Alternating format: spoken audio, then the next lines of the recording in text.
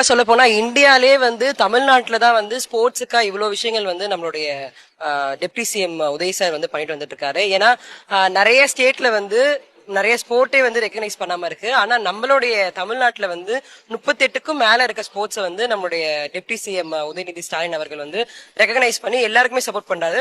முக்கியமா வந்து அந்த ஸ்போர்ட் எல்லாம் ஒலிம்பிக்ல இருக்கா, சென்ட்ரல் கவர்மெண்ட்ல இருக்கான்றதை தாண்டி உண்மையிலே பிளேயர்ஸ் இருக்காங்களா, அவங்களுக்கு ஸ்கில் இருக்கா, டேலண்ட் இருக்கா, அவங்களுக்கு சப்போர்ட் பண்ணா போய் வந்து விளையாடுவாங்களான்றதான் அவரை எடுத்து பார்த்து அவங்களுக்கு சப்போர்ட் பண்றாங்க.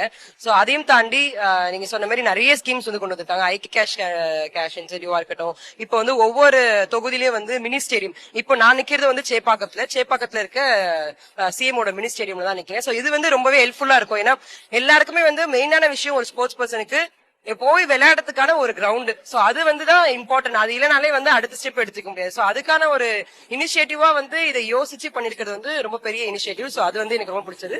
ரெண்டாவது வந்து கலைஞர் ஸ்போர்ட்ஸ் கிட், அது எல்லாத்துக்குமே கிராமப்புற மக்களுக்கும் சரி, நகர்ப்புற மக்கள்ல இருக்க ஸ்டூடெண்ட்ஸ்க்கும் சரி, எல்லாருக்குமே அந்த ஸ்போர்ட்ஸ் கிட் வந்து போய் சேருது. சோ அது வந்து ஒரு முக்கியமான இனிஷியேட்டிவ் நம்மளுடைய உதய் சார் ஸ்போர்ட்ஸ் மினிஸ்டர் ஆன அப்புறம்.